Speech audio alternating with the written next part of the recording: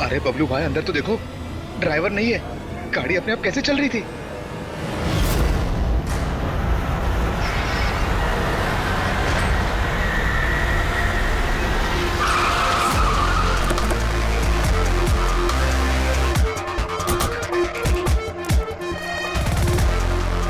सलाम साहब। क्या बात है? एक्सीडेंट के केस में सीआईडी को बुलाया तुम लोगों ने? सर मुझे लगा है नॉर्मल एक्सीडेंट नहीं है, इसीलिए। क्यों? ऐसा क्यों लग रहा है? सर आइए खुद ही देख लीजिए, आइए।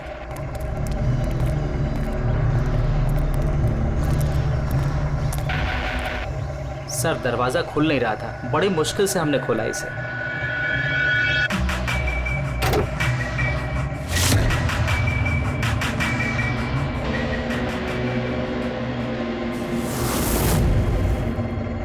ये पहले किसने देखा? सर इन लोगों ने। मैं देखता हूँ। किसने देखा था पहले? क्या हुआ था? सर ऐसा पहले कभी देखा ही नहीं। गाड़ी में ड्राइवर नहीं था सर। गाड़ी में ड्राइवर नहीं है तो गाड़ी अपने आप चल रही थी। अरे यार साफ साफ बताओ भाई। हाँ सर, गाड़ी में ड्राइवर नहीं दिखाई दिया और गाड़ी जाके सीधे पेड़ से टकरा गई। अरे क्या बात कर रहे हो? गाड़ी के अंदर ड्राइवर है, मना पड़ा है। नहीं सर, सच में गाड़ी में ड्राइवर नहीं था, नहीं तो ये गाड़ी मेरी भी गाड़ी को टकराते हुए बच गई।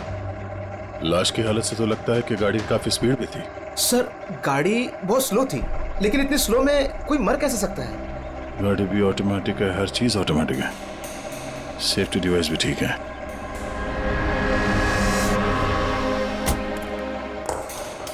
ये लोग तो बोल रहे हैं कि इन लोगों ने इसे ड्राइव करते हुए देखा ही नहीं। अच्छा, तो हो सकता है ये ड्राइवर पहले से घायल हो, जिसकी वजह से ये ड्राइविंग सीट से फिसल के स्टीयरिंग के नीचे जो जगह वहां पे सरक गया और उसके बाद ही एक्सीडेंट हुआ हो। शायद इसीलिए नहीं दिखा होगा। कुछ पता चला कौन है? कुछ आईडी वगैरह? अरे हाँ, इसका नाम अमन है और उसका मोबाइल है पूरी तरह से टूट गया। और एक बात अभिजीत, ये गाड़ी ऑटोमेटिक है, ये देखो इंजन अभी भी ऑन है, ऑफ नहीं हो रहा है। हो सकता है जब ये एक्सीडेंट हुआ हो उसकी वजह से जो इम्पैक्ट हुआ उससे ये कार का कंप्यूटर क्रैश हुआ। यार ये लोग तो बोल रहे हैं कार बहुत स्लो थी जब टकराई। ऐसा इम्पैक्ट? कहीं कार के साथ कुछ छेड़छाड़ तो नहीं की गई? हो सकता है। ठीक है, गाड़ी को पुलिस गैराज भेजते हैं और इसको फोरेंसिक लैब। मैंने इस गाड़ी को अच्छी तरह से चेक किया है। इस कार को मॉडिफाई किया गया है, एक्स्ट्रा सेफ्टी फीचर्स दिए गए हैं। एक्स्ट्रा सेफ्टी फीचर्स जैसे कि? जो आम गाड़ियों में होता है उससे कहीं ज्यादा, जैसे कि एक्स्ट्रा एयर बैग्स, अच्छी क्वालिटी के शॉकअप्स, ज्यादा मजबूत कांच और अच्छी क्वालिटी के ज्यादा मजबूत सीट बेल्ट।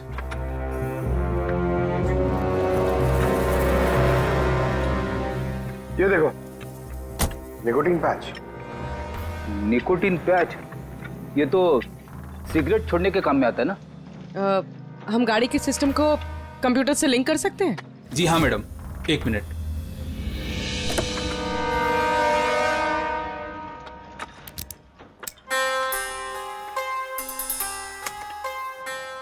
मैम, किसी ने सेटिंग चेंज किया है। कार के सॉफ्टवेयर को हैक किया गया है। खिड़की के कांच से लेकर ब्रेक तक सब कुछ कोई और कंट्रोल कर रहा था। अगर सब कुछ कोई और कंट्रोल कर रहा था, फिर हादसे के बाद इंजन उसने बंद क्यों नहीं किया? टक्कर की वजह से कार का वायरलेस सिस्टम डैमेज हो गया था, इसलिए कार बंद नहीं हुई। गाड़ी को हैक किया गया? मतलब ये एक्सीडेंट नहीं है, ये तो मर्डर है।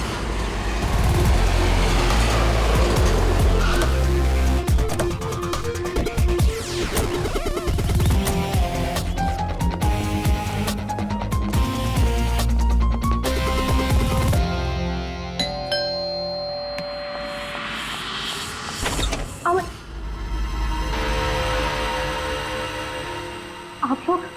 सीआईडी।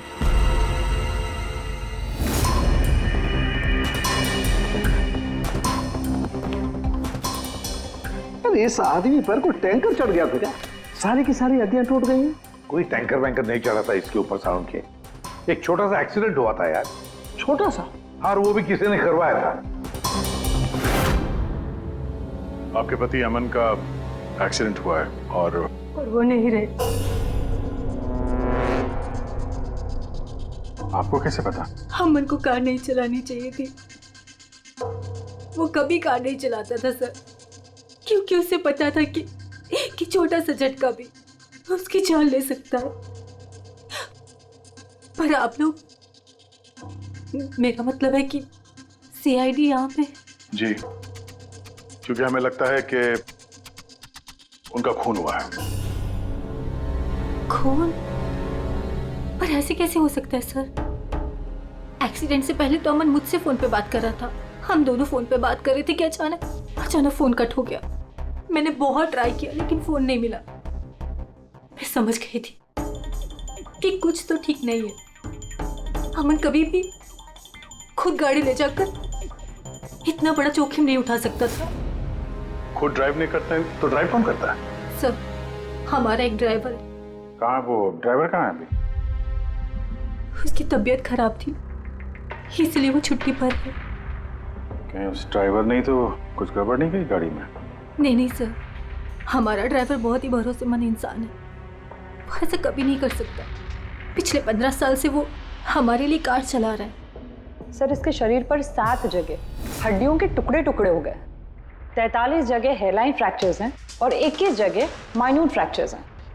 और हैरानी की बात तो ये है कि इसके पहले भी इसके शरीर पर बहुत सारे फ्रैक्चर्स हो चुके थे जो अब हील हो गए।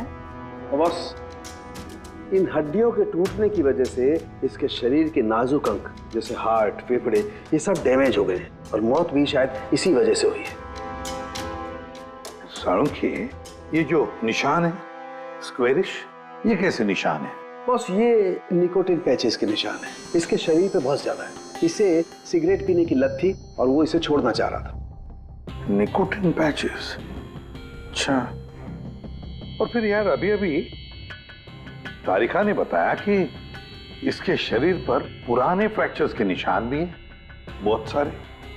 ये पुराने फ्रैक्चर्स का क्या मतलब हो सकता है? अमन को ड्राइविंग तो आती थी ना? हाँ सर। तो फिर जोखिम किस बात का? अमन मेरे या आपकी तरह नहीं था सर। छोटे से छोटा झटका भी उसकी जान ले सकता था।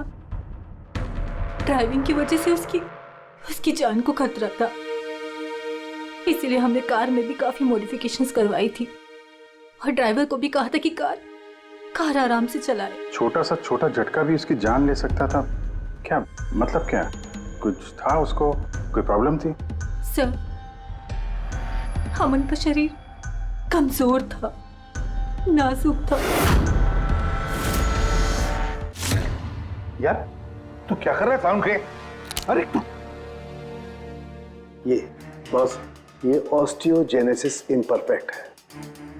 ऑस्टियोजेनेसिस इम्परफेक्ट मतलब ब्रिटल बोन डिजीज? एग्जैक्टली, भंगुर अस्थि रोग।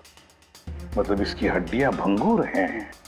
और इसीलिए बॉस, इसकी हड्डियों को अगर जरा सा भी झटका लगे तो चकनाचूर हो सकती हैं। 25 से ज्यादा बार उसके फ्रैक्चर्स हो चुके थे। हमेशा खतरा रहता था उस पे। मुझसे जितना हो सके मैं उसकी सुरक्षा का ख्याल रखती थी ताकि उसे कोई झटका न लगे। घर में, कार में हमेशा उसकी सुरक्षा का ध्यान रखती थी। यहाँ तक कि जब अमन को पता चला कि सिगरेट पीने से हड्डियाँ कमजोर होती है तो अमन ने पूरी कोशिश की सिगरेट छोड़ने की। तभी इतने मामूली एक्सीडेंट से भी ये हाल हो गया था शरीर का। लेकिन वो अचानक गाड़ी लेके कहाँ गया था? सर, मुझे नहीं पता, लेकिन जब वो अकेला गाड़ी लेकर चला गया तो मुझे उसकी बहुत चिंता हुई और मैंने अमन को फोन किया। हेलो अमन। या बेबी बोलो। अच्छा, तो तुम खुद ड्राइव कर रहे हो। तुम्हें पता है ना तुम्हारा ड्राइव करना कितना ज्यादा खतरनाक है, लेकिन तुम मेरी बात सुनते तक नहीं। वैसे ऐसा कौन सा जरूरी काम था जिसके लिए तुम खुद गाड़ी लेकर निकल गए? ड्राइवर तक का वेट नहीं किया गया तुमसे। जरूरी था स्वीटहार्ट, लेकिन तुम परेशान मत हो, मैं गाड़ी आराम से ही चला रहा हूँ। अमन, मुझे ऐसा क्यों लग रहा है कि तुम मुझसे कुछ छुपा रहे हो? देखो सुप्रीति, मैं मानता हूँ कि मैं सारी बातें तुमसे शेयर नहीं कर पा रहा, लेकिन इसका मतलब ये नहीं कि तुम उल-झुल बातें सोचने लग जाओ। है कुछ प्रॉब्लम्स, मैं उन्हें सॉल्व कर लूँ, फिर तुम्हें सब कुछ बता दूंगा। प्रॉब्लम्स? तुम अभी क्यों नहीं बता सकते मुझे? क्योंकि ये सब खतरनाक है, वो लोग बहुत खतरनाक हैं, मैं तुम्हें नहीं बता सकता। खतरनाक लोग? Oh no. अमन, हेलो। कौन सा प्रॉब्लम? और ये किन खतरनाक लोगों की बात कर रहे थे वो? कुछ पता है आपको? सर, मैं कुछ नहीं जानती। अमन की किसी से कोई दुश्मनी, कोई बिजनेस राइवलरी वगैरह? इस बारे में मुझे कुछ भी पता नहीं, लेकिन हाँ, मयंक और नेहा आपकी शायद कुछ मदद कर सकते हैं। मयंक और नेहा? ये कौन है ये लोग? मयंक पेशे से एक वकील है और अमन का दोस्त भी, और नेहा अमन की सेक्रेटरी थी। अच्छा, ये मयंक का ऑफिस कहाँ है? अमन सर का खून? आप? मैं नेहा, अमन सर की सेक्रेटरी। लेकिन अमन की मौत तो एक्सीडेंट में हुई है ना? जी हाँ, मौत तो एक्सीडेंट में हुई है, लेकिन एक्सीडेंट अपने आप नहीं हुआ है। खैर ये बताइए कि आप दोनों मिस्टर अमन को कब से जानते हो? मतलब कब से काम कर रहे हो उनके साथ? सालों से। हम लोग साथ में काम ही नहीं करते थे, बल्कि बहुत अच्छे दोस्त भी थे। अमन की बीमारी की वजह से ज़्यादातर बिजनेस वगैरह मैं ही हैंडल करता था। और नेहा जी आप? सिर्फ मैं और मयंक सर ही तो थे, अमन सर का पूरा बिजनेस संभालते थे। वैसे बिजनेस क्या है उनका? इन्वेस्टमेंट का बिजनेस है। हम लोग अलग अलग कंपनीज में पैसे लगाते थे और जब वो कंपनीज में मुनाफा होने लगे तो अपना परसेंटेज वापस ले लेते थे। ऐसी 50 कंपनीज है जहाँ पर पैसे लगाए थे अमन ने। किस तरह का कंपनीज में इन्वेस्ट करते थे? वैसे तो कई सारी कंपनीज में पैसे लगाए थे, लेकिन उनकी सबसे ज़्यादा दिलचस्पी 20-30 फार्मास्यूटिकल्स कंपनीज में थी। फार्मा कंपनी या दवाइयों की कंपनी? जी, ये कंपनीज बहुत नुकसान में चल रही थी, लेकिन आपको तो पता ही होगा अमन की बीमारी के बारे में। और ये कंपनीज उसी बीमारी का इलाज निकालने की कोशिश कर रही थी, और अमन का सपना था कि इस बीमारी का इलाज संभव हो जाएगा तो किसी और को वो तकलीफ नहीं उठानी पड़ेगी जो उसे थी। और सर अभी तो उन कंपनीज में फ़ायदा भी होना शुरू हो गया था। कोई दुश्मनी, किसी से कोई लड़ाई झगड़ा? नहीं सर, ऐसा तो कुछ नहीं था। अगर कुछ होता तो वो मुझे ज़रूर बताते थे। अमन की वाइफ का कहना है कि पिछले कुछ दिनों में वो परेशान लग रहा था। आपको जानती? परेशान तो थे, मगर मुझे कुछ बताया नहीं। मुझे लगा काम का प्रेशर होगा बस। आपने बताया था कि दवाइयों की कंपनी जो नुकसान में चल रही थी, उनमें से कुछ को फायदा होने लगा था। सबको नहीं सर, शायद एक को। मुझे उसकी डिटेल चाहिए। जी, मुझे अकाउंट चेक करना होगा। ठीक है। और मुनाफे के अलावा कोई ऐसी बात जो आपको अलग लगी या फिर कुछ अजीब सी हो, वो भी बता दीजिएगा।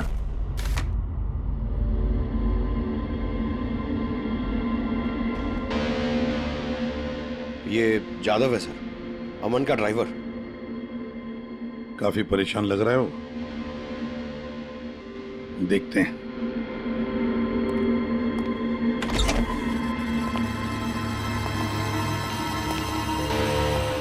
जादव? जी सर। अमन के ड्राइवर है ना? जी सर। क्यों, छुट्टी पर क्यों गए थे तुम? साहब बीमार हूँ और अमन सर ने मुझे खुद छुट्टी दिया था। मिस्टर अमन को तुम ही लेके जाते थे ना? जी मैडम, अमन सर मेरे साथ ही जाते थे। कभी वो कोई टैक्सी वगैरह नहीं लेते थे। तो फिर तुम तो हमें बता सकते हो कि अमन साहब कहाँ कहाँ जाते थे, है ना? जी जी। ये देखो जादव, ये जगह पर उनकी मौत हुई थी। अब ये जो रास्ता है, ये कहाँ पर जाता है या फिर वो इस रास्ते पर कहाँ जा रहे थे, ये तुम्हें पता है? मुझे नहीं पता है। देखो, हमें पता है कि तुम इसके बारे में जानते हो। तुम्हारी भलाई इसी में है कि सीधे सीधे बता दो। जी मैडम। सुप्रीति मैडम से कुछ कहिएगा मत। वो सड़क के कुछ दूर पे एक मोटेल है, वहाँ हमेशा वो बार बार जाते थे। मोटेल में बार बार जाते थे? क्यों, इससे मिलने जाते थे? जी साहब, एक मैडम थी।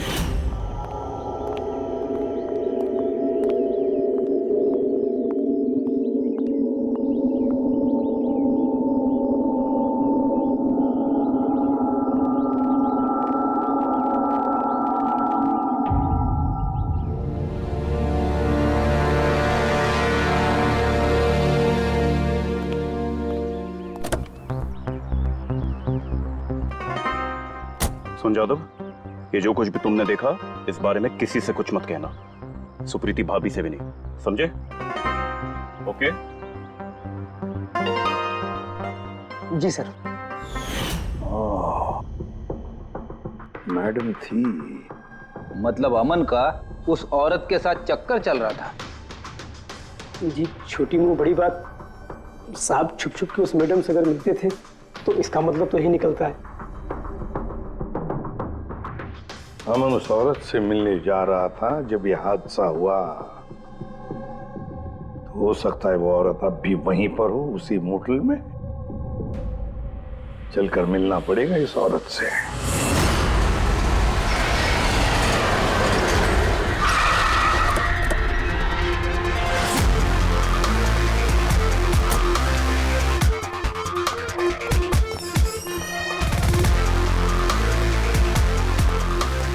Excuse me. Yes madam, how can I help you? हम किसी से मिलने आए हैं। लेकिन आप लोग हैं कौन और किससे मिलना है आप लोगों को? हम लोग सीआईडी से।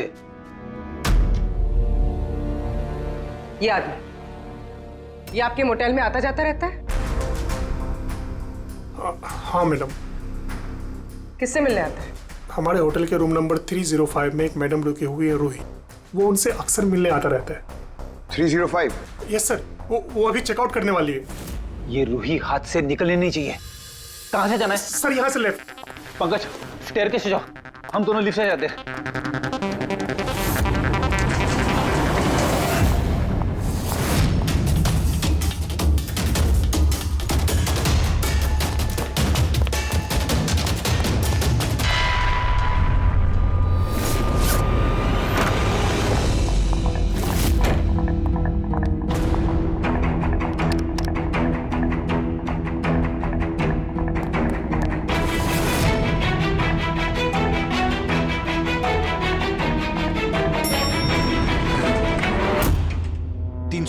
सर उधर।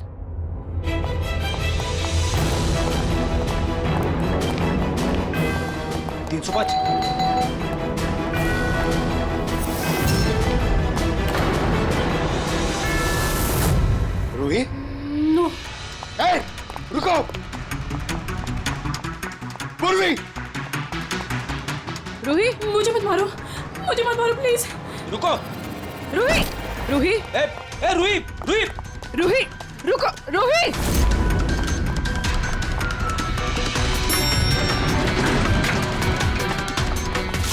रुक जा। रूही, रुको। रुक जा। रूही, मार दो मुझे, लेकिन तुम लोग भी बच नहीं पाओगे। तुम लोगों का सच सबके सामने आ ही जाएगा। सच? कौन सा सच?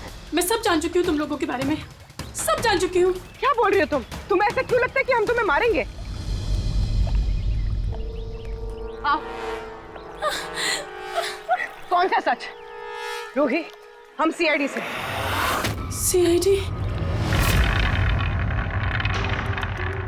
चलो मान लिया रूही कि तुमने कुछ नहीं किया, लेकिन अगर तुमने कुछ नहीं किया तो वहां से भागी क्यों? मुझे लगा कि ये लोग मुझे मारने आए हैं। इसका मतलब कोई है जो तुम्हें मारना चाहता है? जी, वही लोग जिन्हें हम एक्सपोज करने वाले थे। उनके खिलाफ हमारे पास सारे सबूत थे। कौन लोग और कैसे सबूत? हाँ, बताओ।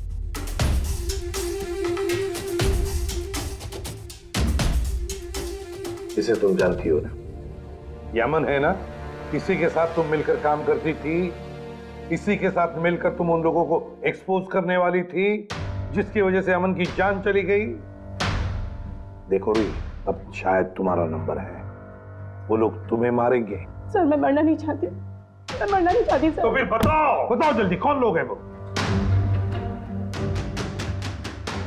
उनका राज छुपाने से वो तुम्हें छोड़ेंगे नहीं। सर,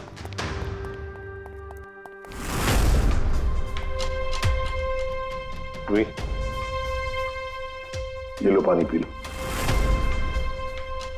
पियो। और मैंने जो कहा ठंडे दिमाग से सोचो, अपने बारे में सोचना जरूर। मैं आता हूं।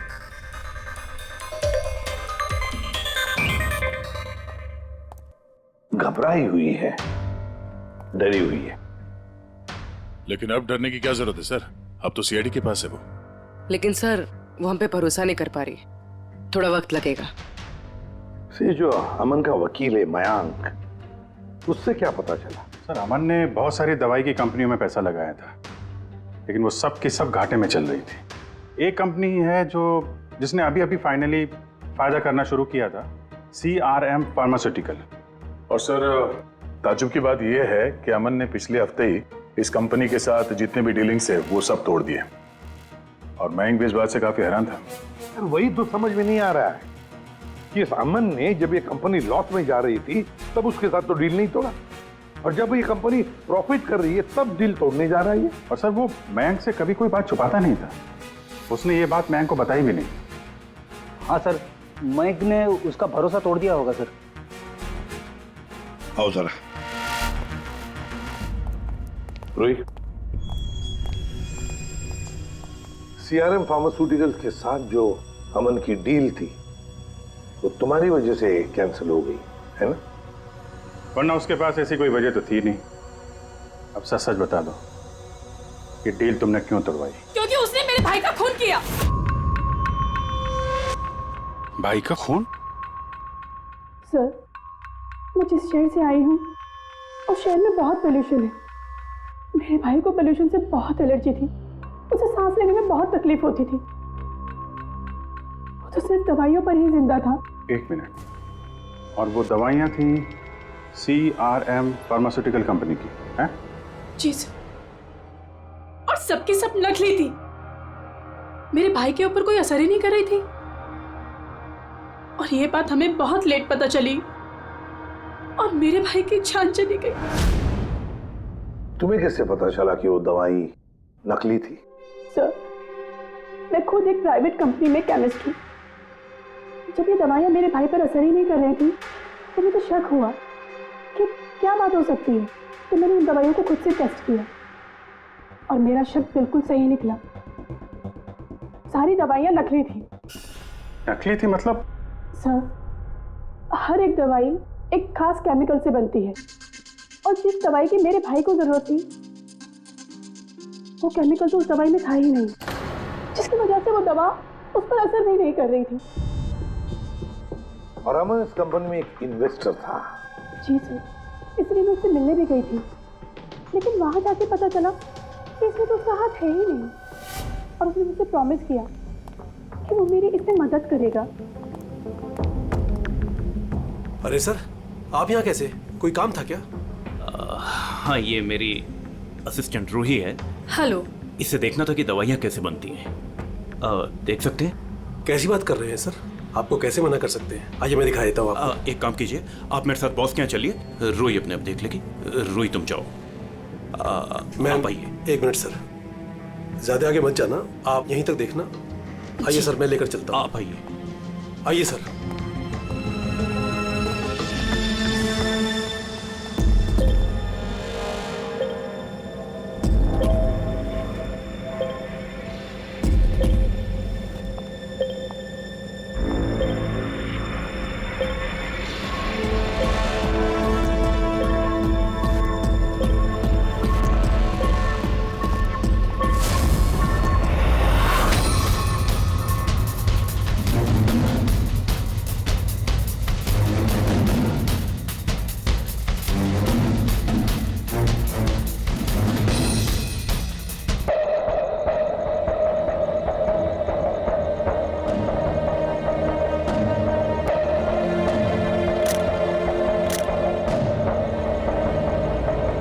ये तो वही केमिकल है, लेकिन ये लोग यहाँ से बाहर क्यों लेके जा रहे हैं? फिर हमने सारे सबूत जुटा लिए थे और सारे सैंपल्स भी टेस्ट किए थे।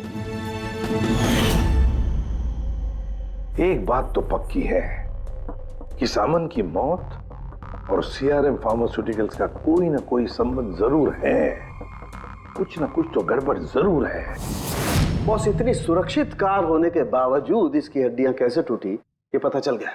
अच्छा सर, अमन के खून में से हमें एक ऐसा केमिकल मिला है जिससे एपिलेप्टिक फिट्स आते हैं, मिर्गी का दौरा। माय गॉड, यार अमन को तो ब्रिटल बोन डिजीज था।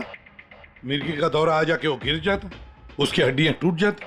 इसी की वजह से इसकी मौत हुई है। तो मतलब जिसने भी ये किया वो जानता था अमन के ब्रिटल बोन्स डिजीज के बारे में। उसने बड़े चालाकी से उसका नाजायज फायदा उठाया। पहले उसने अमन की गाड़ी का कंप्यूटर हैक किया और फिर एक्सीडेंट से पहले उसे उस केमिकल का इंजेक्शन दिया जिसकी वजह से उसे मिर्गी का झटका आ जाए। उसे मालूम था अमन किसी भी हालत में बच ही नहीं सकता। अगर मिर्गी का झटका आ जाता तो वो गिर जाता, जिसकी वजह से उसकी हड्डियां टूट जाती और वो मर जाता। अगर उसमें से भी बचता तो कार के एक्सीडेंट में से तो बच ही नहीं सकता था वो। समझ कि मिर्गी का दौरा पड़ने वाला जो ड्रग है कितनी देर बाद असर करता है? बस कुछ घंटे तो लगते हैं। मतलब ये ड्रग अमन को एक्सीडेंट से कुछ घंटे पहले ही दिया गया था। सर कहीं ऐसा तो नहीं कि किसी ने इसे नींद में ही इंजेक्शन दे दिया हो सकता है। बस एक काम करते हैं, इस अमन की बॉडी को फिर से एक बार अच्छी तरह से चेक करते हैं, देखते हैं कहीं कोई इंजेक्शन का निशान तो नहीं है। तारिका? Yes sir. अच्छा साहब की सीआरएम कंपनी की नकली दवा के बारे में क्या पता चला? बॉस उन नकली दवाइयों में एम्फेड्रिन नहीं है। ओह, मतलब रूही सही कह रही थी। सर ये कुछ केमिकल्स की लिस्ट है जो सीआरएम कंपनी ने पिछले महीने मंगाई थी। माय गॉड बॉस, इसमें तो वो केमिकल सबसे ज्यादा मात्रा में जो सीआरएम की दवाई में होना चाहिए था, 500 गैलन। 500 गैलन तो बहुत बड़ी गड़बड़ है, बहुत ही बड़ी गड़बड़ है। पंकज, अभिजीत और दया से कहो कि वो सीआरएम कंपनी में जाए और वहां से मुझे फोन करें। और फ्रेडी, तुम और पूर्वी अमन के घर जाओ और पता लगाओ एक्सीडेंट के दिन अमन से कौन कौन मिलने आया था। इंजेक्शन? सर अमन तो इंजेक्शन से बहुत डरता था। ऐसा हो ही नहीं सकता कि वो खुद को इंजेक्शन लगा ले। अपने आप नहीं लगवाया होगा तो किसी डॉक्टर से लगवाया होगा। नहीं सर, अमन तो इंजेक्शन के नाम से कोसों दूर भागता था और उसकी हेल्थ बिल्कुल ठीक थी। अगर कोई भी प्रॉब्लम होती तो वो कम से कम मुझे बताता। किसी और से नहीं लगवाया, खुद नहीं लगाया, तो फिर वो केमिकल उसके खून में पहुंचा कैसे? अच्छा बता सकती है, घर से निकलने से पहले अमन किस किस से मिला? मयंक और नेहा आई थी उससे मिलने। और हाँ मैम, एक आदमी आया था अचानक से, जसवंत। जसवंत? ये जसवंत कौन है? जी जसवंत सीआरएम कंपनी का सीईओ है और अमन ने उसकी कंपनी में पैसे इन्वेस्ट किए थे।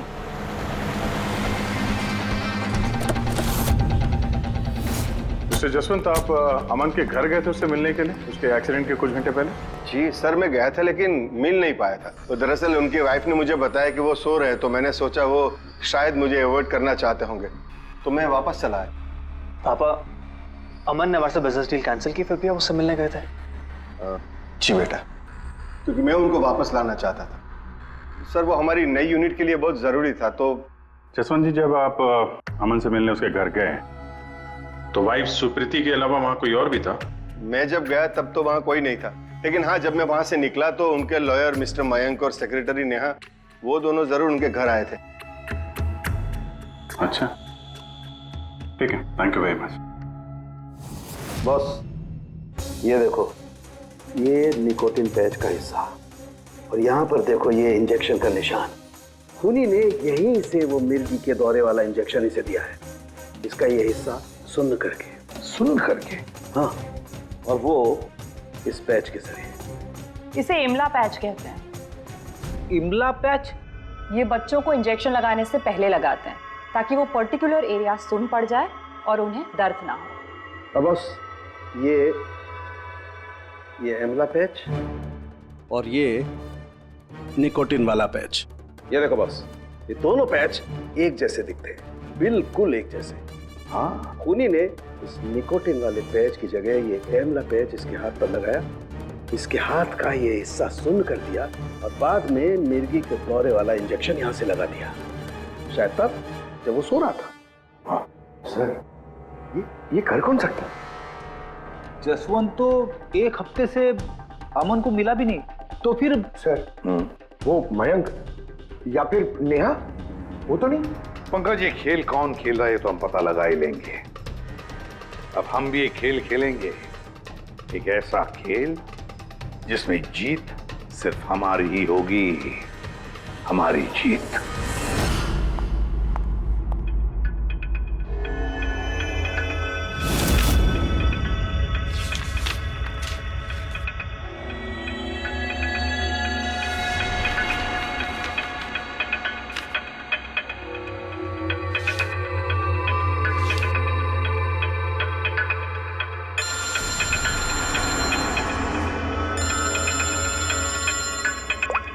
हेलो, मेरा कुरियर तो तुम तक पहुंच गया होगा।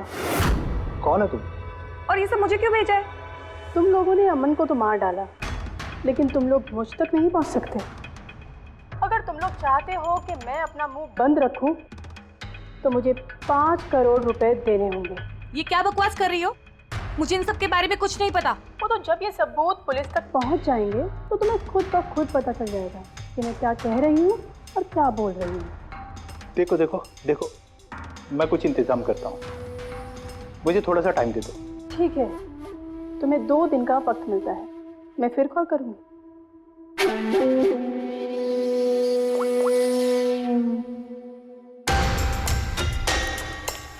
तो मास्टरमाइंड ये मयंक है।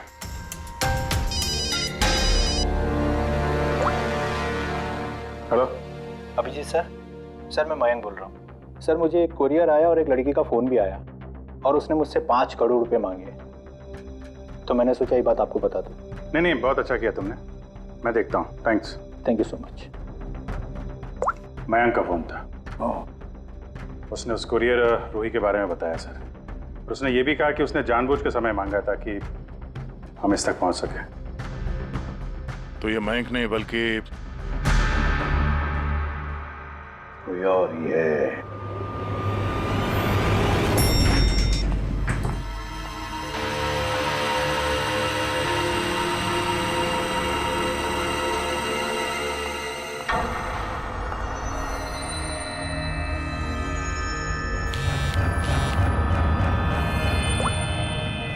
हाँ सर।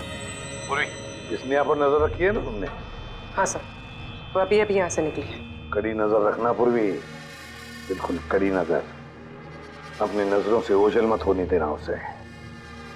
ये नेहा ही हमें उस खूनी तक पहुंचाएगी। सर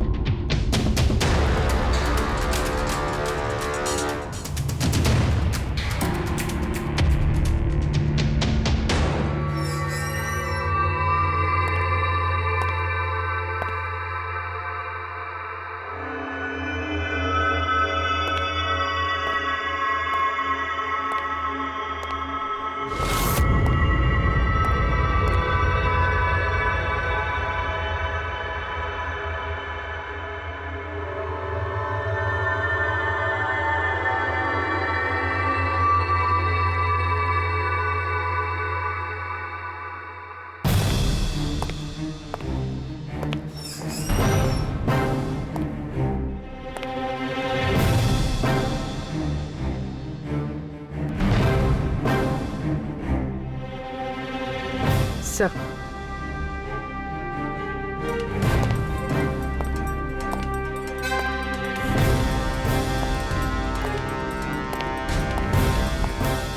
क्या हुआ? इतनी जल्दी में क्यों बुलाया? क्या है ये सब? ये सब क्या है? तुमने तो कहा था कि किसी को कुछ पता नहीं चलेगा। फिर हमारे बारे में ये लड़की सब कुछ कैसे जानती है? डोंट वरी बेबी, मैं सब संभाल लूंगा। मैं हूं ना। जैसे उस अमन को ठिकाना लगाया वैसे इस लड़की को भी ठिकाना लगा दूंगा। तुम टेंशन मत लो, ओके?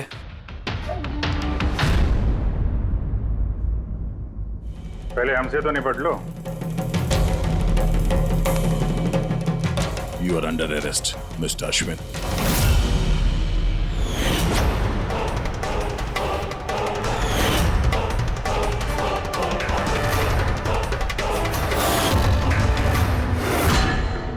अश्विन के पास तो वजह थी, तुमने अपने बॉस का खून क्यों किया?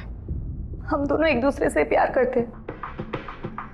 जब मुझे पता चला कि अमन सर सीआरएम फार्मास्यूटिकल की जांच कर रहे हैं, तो ये बात मैंने अश्विन को बता दी ताकि वो लोग अपनी गलतफहमियां दूर कर सके। लेकिन इसने तो अमन को ही दूर कर दिया। क्यों अश्विन? मैं जानता था कि अमन को कुछ समझाने का कोई फायदा नहीं होगा, वो तो हमें जेल भिजवा के ही रहता। तुमने मेरे भाई को मारा, अमन का खून किया और ना जाने कितने मासूमों की जान ली होगी तुमने अपनी इन नकली दवाइयों से। बिजनेस में बहुत घाटा हो रहा था, नुकसान पे नुकसान हो रहा था। डैड नहीं मानते, इसलिए उनको बिना बताए मैंने केमिकल्स को नॉर्थ इंडिया के प्लांट में भेजना शुरू कर दिया।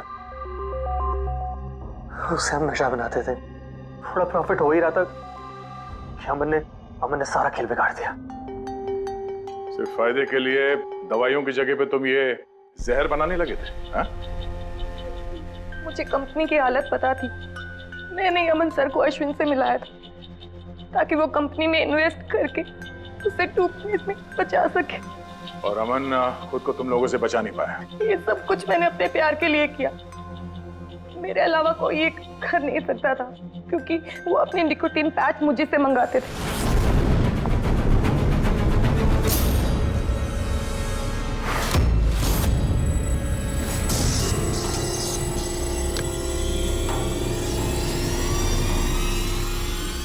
उसके अगले दिन जब हम अमन के घर पर गए, अरे आप लोग आप ही गए, पर अमन तो सो रहे हैं। अगर कुछ इम्पोर्टेंट काम है तो मैं जगा देती हूँ। नहीं कोई बात नहीं, हम इंतजार करेंगे।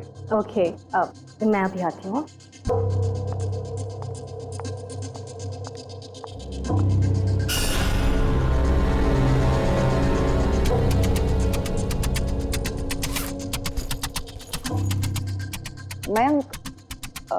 मैं जरा वॉशरूम होकर आऊं।